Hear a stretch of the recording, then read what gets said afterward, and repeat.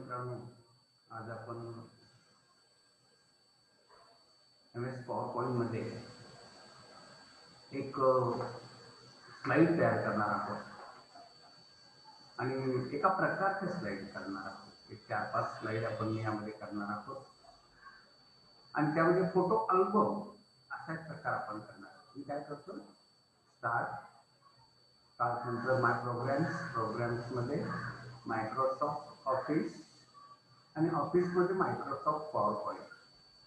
आता यामध्ये होम मेनूचा आपण अभ्यास यापूर्वीच केलेला आहे वर्ड मध्ये आणि त्यामुळे मी स्पेशल काही सांगणार नाही त्याबद्दल.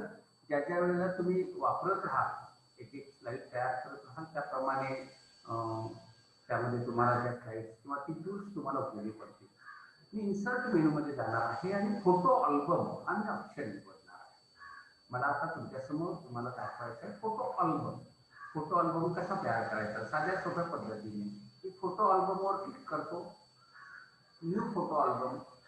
आता या फोटो अल्बमला तुम्ही नाव देऊ शकता तुम्हाला जे हवं ते, किंवा आहे त्यामध्ये सुद्धा तुम्ही घेऊ शकता. अल्बम पिक्चर इन अल्बम इथे येईल, प्रिव्ह्यू इथे दिसेल त्याचा. मग मी या ठिकाणी टेक्स्ट बॉक्स मध्ये मी टेक्स्ट बॉक्स मध्ये मी पहिला घेतलेला आहे, टेक्स्ट बॉक्स घेतलेला आहे आणि रिमूव्ह करतो. टेक्स्ट बॉक्स नको आहे, मला डायरेक्ट अल्बम पाहिजे आहे. मग मी याचा फाईल निवडणार आहे. तर मी फाईल और डिस्क ते क्लिक केलं. क्लिक केल्यानंतर मला काय मिळालं तर एक डिफॉल्ट फोल्डर की जो माय पिक्चर म्हणून आहे. त्या पिक्चर मधला डिफॉल्ट फोल्डर मिळाला मला आणि वेगळे पिक्चर्स बघायचे आहेत म्हणून पिक्चरवर क्लिक केलं तर सॅम्पल पिक्चर्स यामध्ये काही मिळतील तुम्हाला. तर तुम्ही जिथं चित्र ठेवलेले आहे तिथलं सुद्धा आपण वेगवेगळ्या प्रकारची चित्र घेऊ शकतो. आता यामध्ये सॅम्पल पिक्चर्स मी ओपन करतो. त्या सॅम्पल पिक्चर मध्ये अनेक चित्र तुम्हाला दिसतात. फॉर एक्झाम्पल मी पहिलं चित्र निवडतो, हे टुलिपचं इन्सर्ट म्हणतो.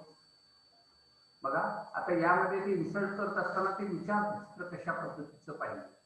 म्हणजे समजा हे फिरवायचं असेल चित्र, फिरलं बघा चित्र म्हणजे लेफ्ट साईडने फिरायला लागलेलं आहे.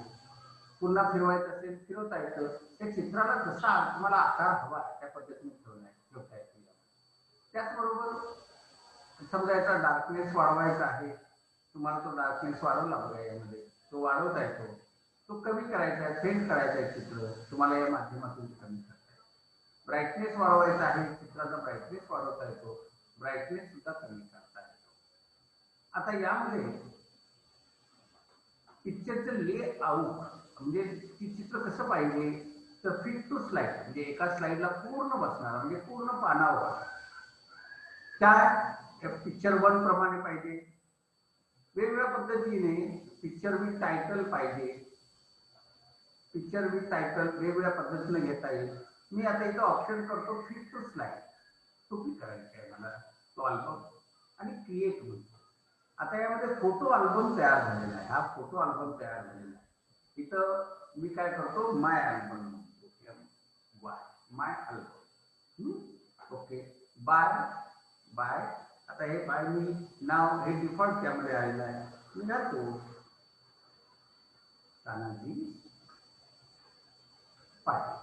ओके आता हा माय अल्बम झालेला आहे. आता ह्या माय अल्बम मध्ये पहिलं चित्र आलेलं आहे. हे चित्र आलेलं आहे. मला आणि त्यामध्ये चित्र घ्यायचे आहे तर मी काय करणार पुन्हा इथे जातो फोटो अल्बम इन्सर्ट मध्येच आहे फोटो अल्बम. त्याच्यावर एडिट फोटो अल्बम वर क्लिक करेन. आता एडिट फोटो अल्बम मध्ये पुन्हा मला चित्र घ्यायचे आहे. मी फाईल और डिस्क यामध्ये क्लिक करतो. आता मला दुसरं चित्र घ्यायचं आहे. यामध्ये पुन्हा एकदा मला पेन्सिल्स घ्यायचे आहे.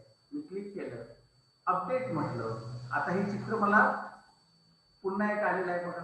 इथं 2 स्लाइड डाव्या बाजूच्या पॅन मध्ये मला 2 स्लाइड दिसतात. मला आणि चित्र बघा आणि चित्र हवा आहे तर माझ्या अल्बम मध्ये मी त्या ॲरोला क्लिक करणार. ॲरोला क्लिक केल्यानंतर एडिट फोटो अल्बम याच्यावर क्लिक करेल. फाईल और डिस्क मधून मला घ्यायचं आहे. तिसरं चित्र मला घ्यायचं आहे. मला या प्राण्याचं घ्यायचं आहे. ओला म्हणून इन अपडेट करतोय मी. मला पुन्हा तिसरी स्लाइड मिळाली. क्रमाने मी जर स्लाइड बघत गेलो तर मला ही दुसरी स्लाइड आहे, ही तिसरी स्लाइड आहे, ही चौथी स्लाइड आहे. आणखी एक मला चित्र घ्यायचं आहे, आणखी एक मला चित्र घ्यायचं आहे, फोटो अल्बम, पुन्हा एडिट पिक्चर. आणि यामध्ये मला फाईल ऑर डिस्क मधून आणि शेवटचं चित्र मी घेतोय ते म्हणजे एक लँडस्केप आहे, लाईट हाऊस आहे, अपडेट म्हणतो. आता मला शेवटचं चित्र मिळालं, त्यानंतर मी काय करतो, एक न्यू स्लाइड तयार करतो. शेवटची ब्लँक स्लाइड तयार करतो किंवा इथं फर्स्ट टायटल असणारी घेतो आणि इथे मी काय म्हणणार, थँक्यू. शेवट झाला माझ्या या ठिकाणी. आता ही 6 स्लाइडची एक छोटीशी कृतीपत्रिका आपण तयार केली आहे. आता ही कशी दिसेल त्याच्यासाठी मला F5 दाबावं लागेल किंवा इथं स्लाइड शो म्हणून आहे फ्रॉम बिगिनिंग. आता पहिलं पान हे पांढरं दिसते, क्लिक केलं, दुसऱ्या पानावर एक ट्युलिपची फुलं आलेली आहेत, फ्लावर्स आलेले आहेत. पुन्हा क्लिक केलं, पेंग्विन्स मला दिसत आहेत आणि थँक्यू. आता थँक्यू ही स्लाइड मध्ये आलेली आहे बघा, मला ते बदल करावा लागेल आणि नंतर 2 चित्र दिसत आहेत. ओके, आता ही जी स्लाइड आलेली आहे ही स्लाइड मला इथे नको आहे, तर मी ड्रॅग केली, हे बघा ओढून घ्यायला लागले मी आणि सर्वात शेवटला गेलो. आता मी जर स्लाइड शो घेतला तर हे माझा माय अल्बम आहे, चित्र आहे, चित्र आहे, चित्र आहे आणि शेवटी थँक्यू आलेलं आहे. आता यामध्ये हे जे पहिलं पेज आहे हे ब्लँक दिसतंय मला. पुन्हा मी डिझाईन मध्ये जर गेलो तर पुढल्या बाजूला डिझाईन आहे किंवा याच्यामध्ये मला साऊंड इन्सर्ट करायचं आहे, मी काय साऊंड इन्सर्ट करतो. आता ही स्लाइड आहे, यामध्ये मला साऊंड इन्सर्ट करायचं आहे, तर मी साऊंड फ्रॉम क्लिप ऑर्गनायझर असं म्हणतो. आता इथं क्लिप ऑर्गनाइज म्हणजे ऑल कलेक्शन मधलं सिलेक्टेड मीडिया फाईल्स दिलेले आहेत, साऊंड आहे. समजा मी हा साऊंड घेतला,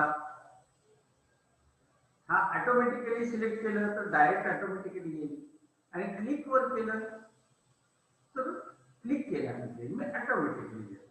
आता पहिल्या स्लाइडला मला साऊंड आलेला आहे. मी समजा ही फाईल रन केली, बघा साऊंड आलेला आहे यामध्ये. नंतर दुसऱ्याला साऊंड घातलेलं नाही, तिसऱ्या चित्रालाही साऊंड घातलेलं नाही, चौथ्यालाही घातलेलं नाही, पाचव्यालाही घातलेलं नाही. समजा मला पाचव्याला जर घालायचं असेल तर थँक्यूच्या ठिकाणी मला साऊंड घालायचं आहे, तर मी काय करणार, पुन्हा त्या क्लिप इथं साऊंड नावाचा ऑप्शन आहे, अनेक प्रकारचे साऊंड फ्रॉम क्लिप ऑर्गनायझर आणि ही ह्या ज्या क्लिप्स आहेत त्या ऑटोमॅटिकल मध्ये ठेवतो. आता मला काय मिळेल, इथं आहे ऑप्शन बघा, प्ले केल्यानंतर काय होईल,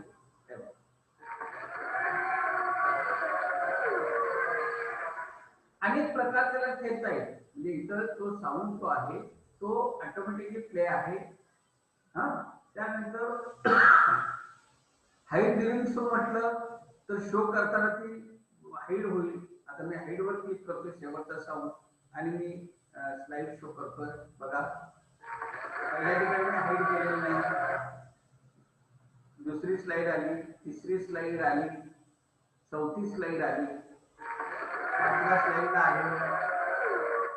अशा प्रकारे हा स्लाइड शो माझा छोटासा तयार झालेला आहे. तुम्ही सुद्धा आपल्या घरातल्या कम्प्युटरवर अगदी छोटासा हा स्लाइड शो तुम्ही करायला हरकत नाही असं मला वाटतंय.